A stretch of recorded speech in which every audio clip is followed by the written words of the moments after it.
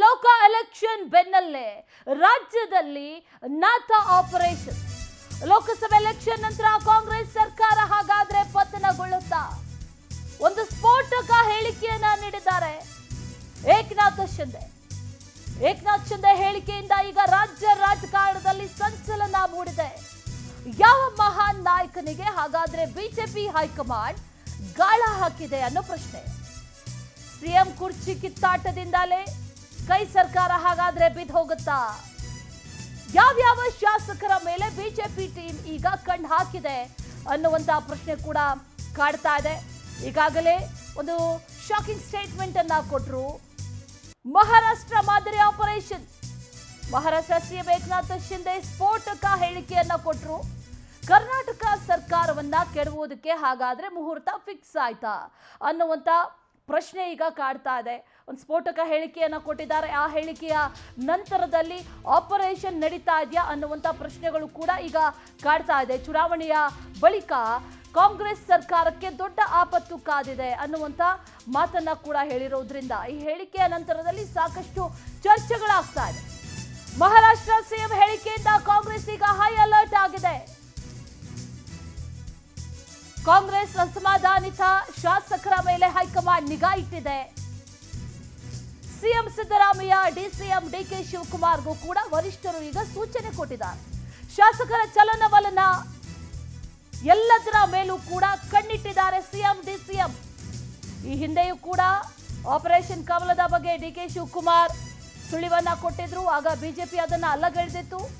ಯಾರ್ಯಾರನ್ನ ಸಂಪರ್ಕಿಸ್ತಾ ಇದ್ದಾರೆ ಅಂತ ಗೊತ್ತಿದೆ ಅಂತ ಡಿಕೆ ಶಿವಕುಮಾರ್ ಒಂದು ಸ್ಟೇಟ್ಮೆಂಟ್ ಕೊಟ್ಟಿದ್ರು. ವಿಚಾರಕ್ಕೆ ಸಂಬಂಧಪಟ್ಟಂತೆ ಮತ್ತಷ್ಟು ಡೀಟೇಲ್ಸ್ ಅನ್ನ ನೀಡ್ತಾ ಹೋಗ್ತಾರೆ ನಮ್ಮ ಪ್ರತಿನಿಧಿ ರಾಘವೇಂದ್ರ ದೂರವಾಣಿ ಸಂಪರ್ಕದಲ್ಲಿದ್ದಾರೆ. ರಾಘವೇಂದ್ರ, ಮಹಾರಾಷ್ಟ್ರ ಸಿಎಂ ಏಕನಾಥ್ ಶಿಂದೆ ಒಂದು ಶಾಕಿಂಗ್ ಸ್ಫೋಟಕ ಸ್ಟೇಟ್ಮೆಂಟ್ ಕೊಡ್ತಾರೆ.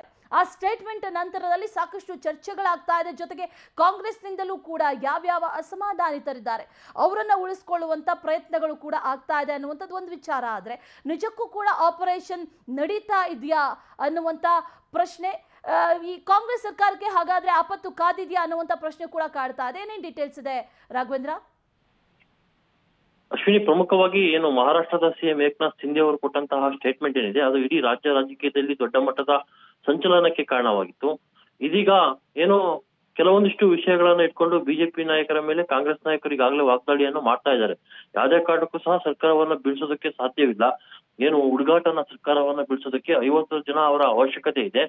ಈ ತರ ಬಿಜೆಪಿ ರಾಷ್ಟ್ರಾದ್ಯಂತ ಇದೇ ರೀತಿ ಅಧಿಕಾರವನ್ನ ಪಡಿತಾ ಇರ್ತಕ್ಕಂತಹ ಕೆಲಸವನ್ನ ಮಾಡ್ತಾ ಇದೆ. ಆದ್ರೆ ಕರ್ನಾಟಕದಲ್ಲಿ ಬಿಜೆಪಿ ಆಟ ಯಾವುದೇ ಕಾರಣಕ್ಕೂ ಸಹ ನಡೆಯೋದಿಲ್ಲ ಅಂತ ಸಹ ಕಾಂಗ್ರೆಸ್ ನಾಯಕರು ತಿರುಗೇಟನ್ನ ಕೊಟ್ಟಿರ್ತಕ್ಕಂಥದ್ದು. ಯಾಕಂದ್ರೆ ಲೋಕಸಭಾ ಚುನಾವಣೆಯ ನಂತರ ಬರ್ತಕ್ಕಂತಹ ಫಲಿತಾಂಶ ಏನಿದೆ ಆ ಫಲಿತಾಂಶದ ಮೇಲೆ ಆಪರೇಷನ್ ಕಮಲಕ್ಕೆ ಕೈ ಹಾಕುತ್ತೆ ಬಿಜೆಪಿ ಅನ್ನೋ ಮಾತುಗಳು ಸಹ ಸಾಕಷ್ಟು ಹಿಂದಿನಿಂದಲೂ ಸಹ ಕೇಳಬರ್ತಾ ಇತ್ತು. ಇತ್ತೀಚೆಗೆ ಏಕನಾಥ್ ಶಿಂದೆ ಅವರು ಕೊಟ್ಟಂತಹ ಸ್ಟೇಟ್ಮೆಂಟ್ ಇಂದಲೂ ಸಹ ಅದು ಜಗಜ್ಜಾಹೀರಾಗಿತ್ತು.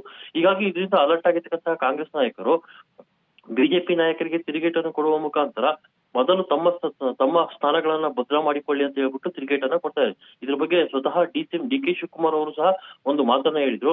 ಬಿಜೆಪಿ ನಾಯಕರು ಏನೇನ್ ಮಾಡ್ತಾ ಇದಾರೆ, ಎಲ್ಲೆಲ್ಲಿ ಏನೇನ್ ಮಾಡ್ತಾ ಇದಾರೆ, ಯಾರ್ಯಾರನ್ನ ಸಂಪರ್ಕಿಸ್ತಾ ಇದಾರೆ ಎಲ್ಲವನ್ನು ಸಹ ನಾವು ಗಮನದಲ್ಲಿದೆ.